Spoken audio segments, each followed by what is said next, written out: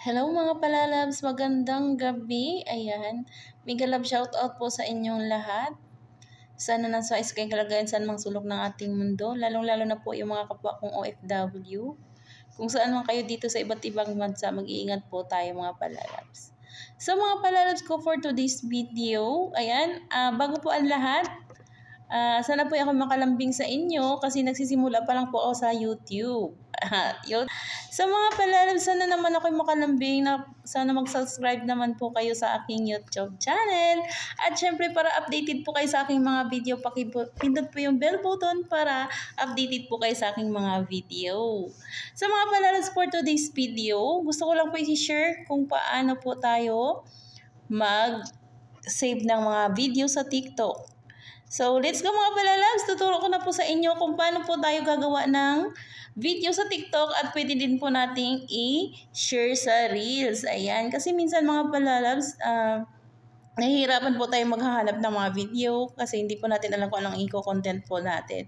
So, since meron naman pong apps na nakakatulong sa atin, ba't di natin gagamitin? So, let's go. Punta na tayo kay TikTok. Tada!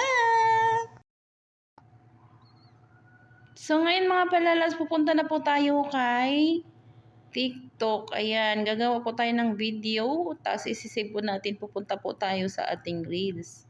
So, ito, pindutin na natin. Ayan. Hanap po tayo ng video na gagayahin. So, ito, pwede na to. Okay.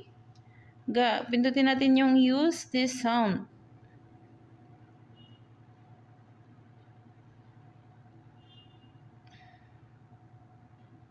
Yan. So, magagawa tayong video.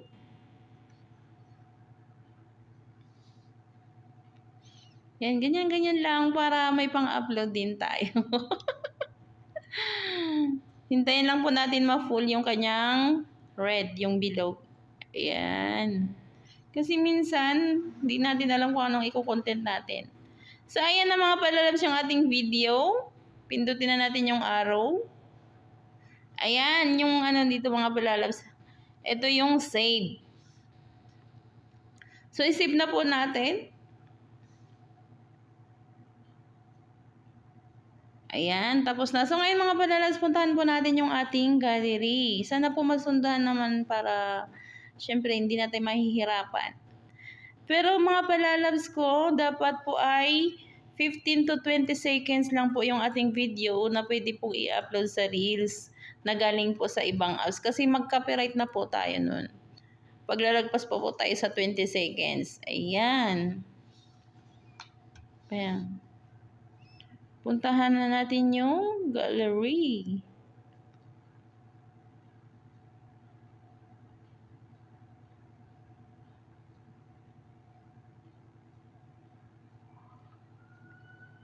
So, ayan na mga palalabs, wala po siyang watermark. Ayan, wala po siyang logo.